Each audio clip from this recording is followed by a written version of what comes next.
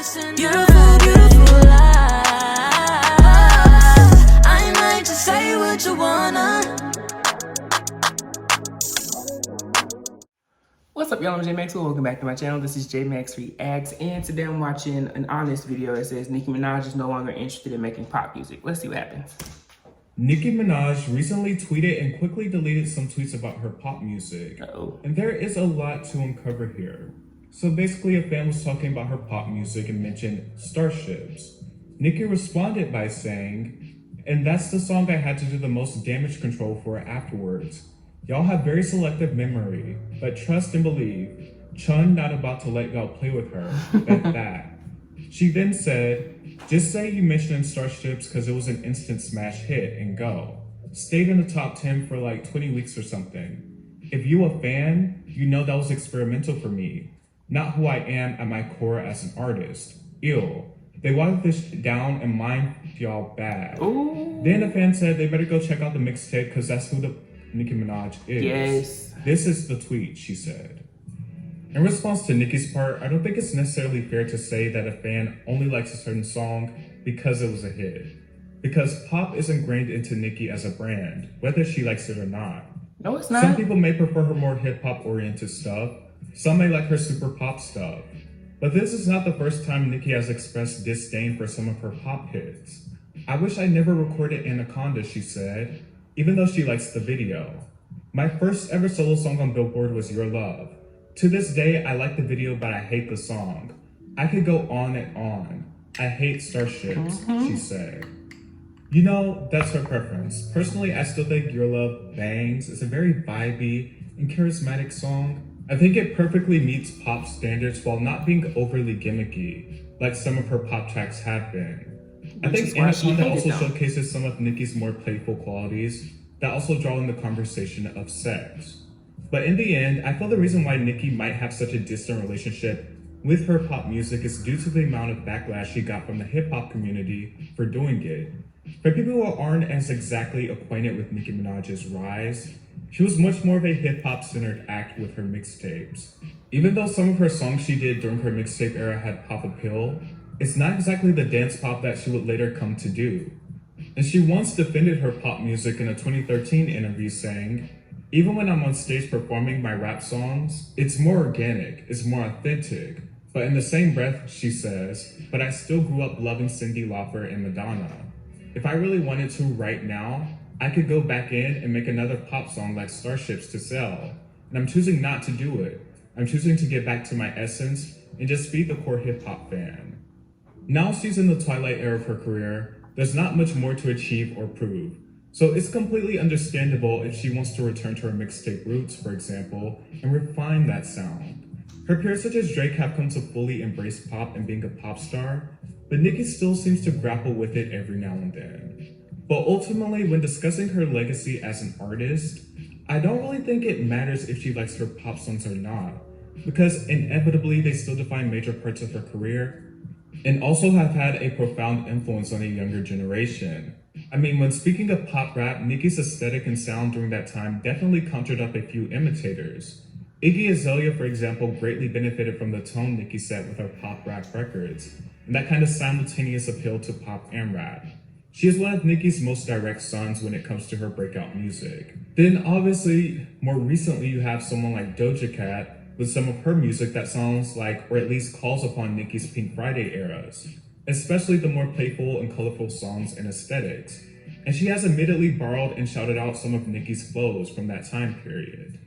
Then you also have people like Lil Nas X and Flo Milli who have cited Nicki as an influence, who can just be as animated and vibrant with their music and aesthetics. So regardless of her lack of fondness for that type of music, it has already seeped into a new generation. Personally, I kind of side with Nicki on some aspects when it comes to her music. I don't really care for like the Gaga, Katy, Rihanna type of pop cuts from her. When it comes to her music overall, I think that tends to be her weakest area as an artist. The type of pop and music that she does overall that I think is her strongest artistically and aesthetically is when she has that even blend of both worlds and bridges that gap. Okay. You know, you have more lighthearted songs like Super Bass that obviously do that, and a lot of Pink Friday does that. Then you have songs like I Am Your Leader, which obviously nails the pop rap lane. And then there are also her more vulnerable songs like Pills and Potions, which has a big pop chorus but still makes plenty of room for her rap abilities. And it isn't overbearingly gleeful pop where anyone could have sung the hook, it's still very Nicki Minaj. And I think songs like Barbie Tings and Chun-Li really master some of the fun qualities and a bit more serious qualities of Nicki. And the production on those songs gives life to every word she spits. While her hip-hop features in the past have really become such a major part of her artistry, just as much as her solo work.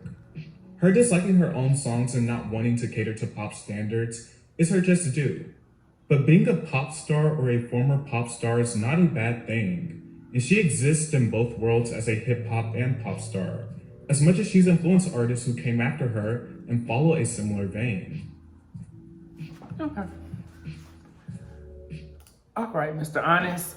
I always enjoy his videos. Sometimes I'd be like, oh God, you're getting a little too crazy. But then I remember it's opinion based. Just like the Sack Up video I just watched that talked about her being the most disrespected. Yeah, I gotta, agree. I think in some realms she did do a very amazing job of blending hip hop and pop.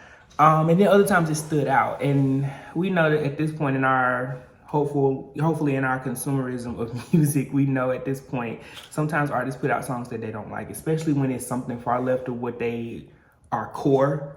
What their core is, we knew when Starships came out, like, this is definitely, are you experimenting or is the label forcing this? I think that was a question we probably all asked. But over time, we kind of saw some of it was experimental for her and the other parts of it was probably just forced. But either way, it definitely did play a major role in her impact and her influence on this generation. So I can agree with Honest on that one. Yeah. At first, I was like, well, he going with this. But then when he said she has her just due to hate it, listen. A lot of people that we listen to put out music that they absolutely cannot stand because it's the business. And I'm like, give them the opportunity to say, I didn't like that. That wasn't my best, or, this isn't me. This isn't me. I also like the point that he brought out about, or the tweet that, mixtape Nicki is the real Nicki. So many of our favorite artists, if you just go back and listen to their very first pieces of work before they even made it mainstream, that's going to tell you who they really are. That's going to tell you who they really are and what they really were capable of. So I would admonish y'all, especially if you're like a true fan of somebody, every blue moon, go back and listen to the very beginning. So go back and listen to Playtime Is Over. Go back and listen to Beam Me Up, Scotty. Go back and listen to the first one. Yeah, I always think of like my favorite artists when this kind of stuff comes up, and I think of like Tinashe, I've said it in previous videos, go listen to In Case We Die in Reverie.